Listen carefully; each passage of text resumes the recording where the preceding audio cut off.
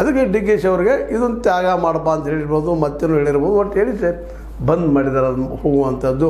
ಅದಕ್ಕೆ ಹೈಕಮಾಂಡನು ಇವತ್ತು ಏನಪ್ಪ ಅಂದ್ರೆ ಪೂರ್ಣ ಎಚ್ಚರಿಕೆ ನಿರ್ಧಾರ ತಗೊಂಡು ಅವರು ಹೇಳೋಕ್ಕಿಂತಲೂ ಸ್ವತಃ ಡಿ ಕೆ ಶಿ ಅವರಿಂದ ಆ ಮಾತನ್ನು ಹೇಳಿಸಿ ಸಾಕಪ್ಪ, ಏನು ಡಿಸ್ಕಷನ್ ಇದು, ಇನ್ನು ಬಿ ಜೆ ಪಿಗರು ಭಾಳಷ್ಟ ತಮ್ಮ ಮೀಡಿಯಾ ಮೂಲಕ ನಮ್ಮಲ್ಲಿ ಅಟ್ಯಾಕ್ ಮಾಡೋದು ಬೇಡ, ಇನ್ನು ಬೇರೆ ವಿಷಯ ತೊಗೊಳ್ಳಿ ಅನ್ನೋದ್ರೊಳಗೆ ಏನೋ ಮತ್ತೊಂದು ಇತ್ತು. ಅಷ್ಟರೊಳಗೆ ಏನೋ ನಾಯಿ ಹೋಗ್ಯದ, ಏನೋ ಮಾಡಬೇಕು ಅನ್ನೋಂಥ ಪರಿಸ್ಥಿತಿ ಒಳಗೆ ಅದರಲ್ಲಿ ಏನು ಮಾಡ್ತಾರೆ ಮಾಡಲಿ. ಅದು ರಾಜಕೀಯ ನಡೀತಾ ಇರೋದು ದಿನನಿತ್ಯ ಮುಗಿತಂತ ಏನಿಲ್ಲ. ನಾಳೆ ಮತ್ತೊಂದು ಸಮಸ್ಯೆನ ತೊಗೊಂಡು ಬೆನ್ನು ಹಚ್ಚುವಂಥ ಸಾಧ್ಯತೆಗಳಿದ್ದಾವೆ. ಏನೋ ಆಗಲಿ, ಕಾಂಗ್ರೆಸ್ ತನ್ನ ತುರ್ತು ಅಪಾಯದಿಂದ ಹೊಡೆದು ಹೋಗುವಂಥ ಅಪಾಯದಿಂದ ತಪ್ಪಿಸ್ಕೊಳ್ತು ಅಂತ ನಾವು ಹೇಳ್ಬೋದು.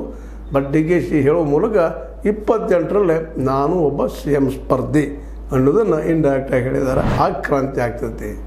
ನೋಡಿ ಅವ್ರು ಏನೋ ಕ್ರಾಂತಿ ಆಗ್ತಾ ಇಲ್ಲ ಅಂತ ಹೇಳ್ತಾ, ಇದು ಕ್ರಾಂತಿ ಭ್ರಾಂತಿಗಳ ಮಧ್ಯೆ ಚರ್ಚೆ ಇಲ್ಲಿ ಮುಗಿದೋಯ್ತು ಅಂತ ನಾವು ತಿಳ್ಕೊಳ್ತೀವಿ. KL ರಾಜಣ್ಣು ಸಹಿತ ಅದನ್ನು ಏನು ಕ್ರಾಂತಿ ಬಗ್ಗೆ ಮಾತಾಡಲಿಕ್ಕೆ ಅವ್ರಿಗೆ ಪ್ರಯತ್ನ ಮಾಡ್ತಾ ಇರೋದು ಏನಪ್ಪ ಅಂದ್ರೆ ಏನಾರು ಶತಾಯಗತ ಮಾಡಿ ಕ್ಯಾಬಿನೆಟ್ದೊಳಗೆ ಹೋಗೋದು.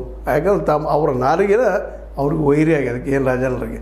ಹೀಗಾಗಿ ಆ ವೈರಿನ ಓಡಿಸೋದು ಮೆತ್ತಗೆ ಮಾತಾಡ್ತಾ ಇದ್ದಾರೆ ಅಂಥೇಳಿ ನಾವು ತಿಳ್ಕೊಂಡು ನೋಡು ಏನಾಗೈತೆ ಆಗಲಿ. ಒಟ್ಟಿನಲ್ಲಿ ನಮ್ಮ ಡಿ ಕೆ ಶಿ ಅವರು ಈಗ ಬ್ರೇಕ್ ಹಾಕಿದ್ದಾರೆ ಕ್ರಾಂತಿಗೆ ಅಂತ ಹೇಳ್ತಾ, ಇದು ಇಲ್ಲಿಯ ಡೆವಲಪ್ಮೆಂಟ್, ಇವತ್ತಿನ ಡೆವಲಪ್ಮೆಂಟ್. ಇದು ನಿಮಗೆ ಲೈಕ್ ಆಗಿರ್ಬೋದು, ಲೈಕ್ ಮಾಡಿ, ಶೇರ್ ಮಾಡಿ, ಕಮೆಂಟ್ ಮಾಡಿ, ಜೊತೆಗೆ ಸಬ್ಸ್ಕ್ರೈಬ್ ನಿಲ್ಲಿಸ್ಬಿಟ್ಟು H60 ನ್ಯೂಸ್ ಅರ್ಥಾತ್ ಚಿತ್ರ ಇದು ಸತ್ಯದಕ್ಕಾಗಿ ನೋಡಿ ವಂದನೆಗಳು.